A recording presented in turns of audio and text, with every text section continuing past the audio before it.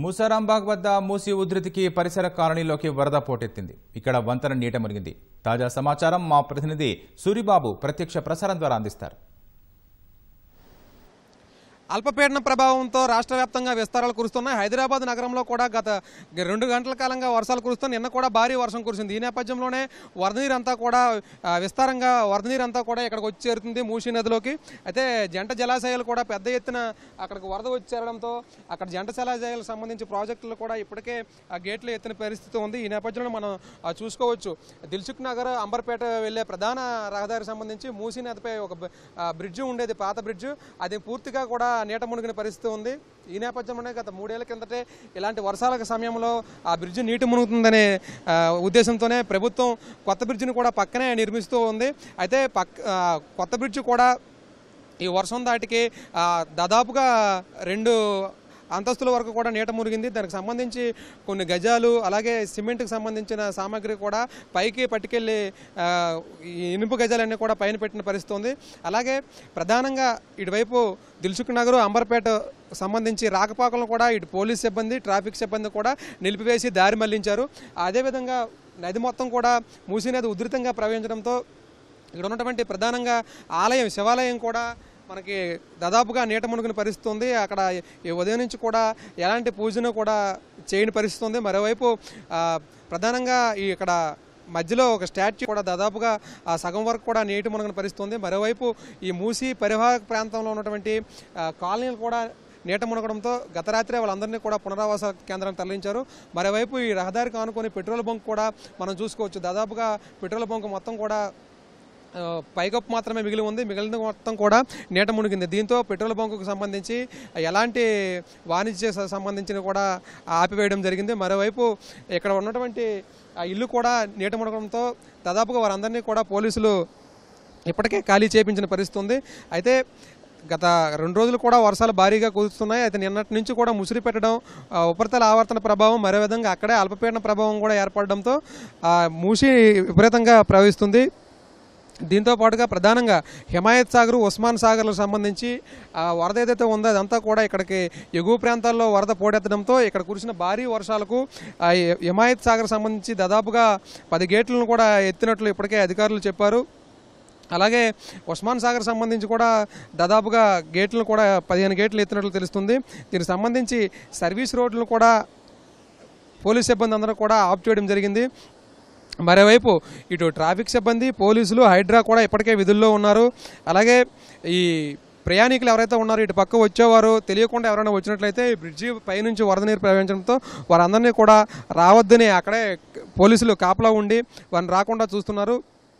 మరోవైపు వారికి జిహెచ్ఎంసీ కూడా హెచ్చరికలు జారీ చేస్తుంది. మూసీ వైపు వెళ్ళొద్దని కూడా సూచిస్తుంది. దీంతో ప్రయాణికులు కూడా రాకపోకలను మరోవైపుకు మళ్లించడంతో అటువైపు నుంచి వెళ్తున్నారు.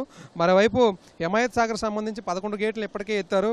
6 అడుగుల మేర ఎత్తివేత ఉండడంతో వరద నీరు ఎక్కువగా వస్తుంది. ఉస్మాన్ సాగర్ సంబంధించి 15 గేట్లు ఎత్తడంతో 9 అడుగుల మేర ఇక్కడ మూసీలోకి వరద నీరు వస్తుంది. దీనికి సంబంధించి ఇప్పటికే మనం విజువల్స్ కూడా చూడొచ్చు. ఆ గేట్లు అక్కడ ఎత్తడం, వరద నీరు ఆయా ప్రాంతాల్లో ఉన్నటువంటి వర్షపు నీరు కూడా మూసీ నదిలోకి రావడంతో మూసీ ఉధృతంగా ప్రవహిస్తుంది. విజువల్స్లో కూడా చూసుకోవచ్చు. మనకి ఇటువైపు ఉన్నటువంటి పెట్రోల్ బంక్ మొత్తం కూడా మునిగిన పరిస్థితి ఉంది. అటువైపు దిల్సుఖ్ నగర్, అంబర్పేట నుంచి రావాల్సిన ప్రయాణికులను కూడా అటువైపు పోలీసులను అందరూ కూడా ఆఫ్ చేశారు. మరోవైపు ఈ పోలీసులు భవనాల పైనుంచి ఎక్కి పరిస్థితిని అంచనా వేస్తున్నారు. విద్యుత్ అధికారులు కూడా ఇక్కడికి చేరుకుని విద్యుత్ అంతరాయం ఉన్నటువంటి వాటిని పునరుద్ధరణ చర్యలు చేపడుతున్నారు. మరోవైపు కిందకు దిగకుండా అటువైపు స్థానికులు ఎవరైతే ఉన్నారో పై ఫ్లోర్లో ఉన్నటువంటి వారు అందరినీ కూడా కిందకి రావద్దని ఎప్పుడే పోలీసులు సూచన జారీ చేయడంతో అందరూ కూడా పైనే ఉండాల్సిన పరిస్థితి వచ్చింది. అయితే రాగల 2 రోజులు కూడా వర్షాలు పెద్ద ఎత్తున పడే అవకాశం ఉండడంతో వాతావరణ శాఖ ఇప్పటికే అలర్ట్లు జారీ చేసింది. ఈ నేపథ్యంలోనే వర్షాలు కూడా భారీగా పడుతున్నాయి. ఈరోజు ఉదయం నుంచి కూడా ముసురు పెట్టింది. దీనికోసం వర్షం కూడా పెద్ద ఎత్తున పడుతూ ఉంది. మరోవైపు దీనికి సంబంధించి వాతావరణ శాఖ చెప్పినట్లనే ఉత్తర కోస్తా, దక్షిణ ఒడిశా మధ్య సాయంత్రం తీరం దాటుతుందని వాయుగుండం ఇప్పటికే చెప్పారు. వాయుగుండం ప్రభావంతో ఇవాళ భారీ నుంచి అతి భారీ వర్షాలు కూడా కురుస్తాయని వెల్లడించింది. ఈ నేపథ్యంలోనే మనం వర్షాలు కూడా ఉదయం నుంచి వర్షాలు పడుతున్నాయి, ముసురు కూడా పెట్టింది.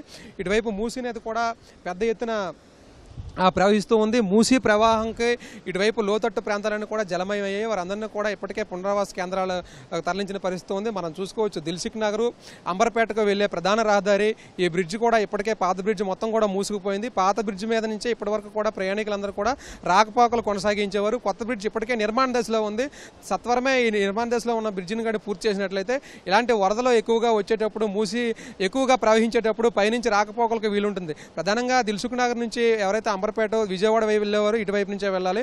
మరోవైపు ఉప్పల వైపు వెళ్ళాలంటే అంబర్పేట నుంచి వారందరూ కూడా అటువైపే వెళ్ళాలి. అందుకు అది వీలుగా ఈ కొత్త బ్రిడ్జ్ నిర్మాణం చేపట్టినట్లయితే ఎంత ఉధృతి ప్రవహించినప్పటికీ కూడా మనం చూసుకోవచ్చు విజువల్స్లో అంత పై వరకు కూడా కొత్త నిర్మాణం బ్రిడ్జ్ చేపట్టారు. ఆ పై వరకు వాటర్ వెళ్ళే పరిస్థితి ఉండదు. కాబట్టి పాత బ్రిడ్జ్ అప్పుడెప్పుడో దశాబ్దాల కింద నిర్మించింది కాబట్టి అప్పుడు ఉన్నటువంటి నగరంలో ఉన్నటువంటి ప్రయాణికులకు దృష్ట్యా రద్దీ దృష్ట్యా అప్పుడు నిర్మాణం చేపట్టారు. అదైతే ఇప్పుడు దశాబ్దాలు దాటిపోయింది కాబట్టి ఆ బ్రిడ్జ్ పై నుంచి ఇప్పటికే వరద నీరు అంతా కూడా ప్రవహిస్తుంది.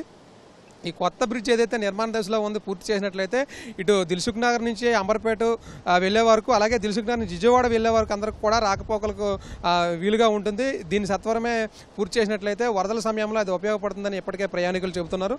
మరోవైపు వర్షాలు కూడా 2 రోజులు ఎలాగనే కొనసాగుతున్న వాతావరణ శాఖ చెబుతున్న నేపథ్యంలోనే నగరంలో ఉన్నటువంటి ప్రజలందరూ కూడా ఈ సూచనలు పాటించాలని అత్యవసర పరిస్థితుల్లోనే బయటికి రావాలని ఇప్పటికే అధికారులు సూచిస్తున్నారు. మరోవైపు ఇక్కడ ట్రాఫిక్ సిబ్బంది హైడ్రా సిబ్బంది కూడా విధులు నిర్వహిస్తూ ప్రయాణికులకు దారి మళ్లింపు చర్యలు చేపడుతున్నారు. ఇప్పటివరకు ఇది ఇక్కడ తాజా పరిస్థితి. కెమెరా పర్సన్ రమేష్తో సూరిబాబు, ఈటీవీ న్యూస్, హైదరాబాద్ నుంచి.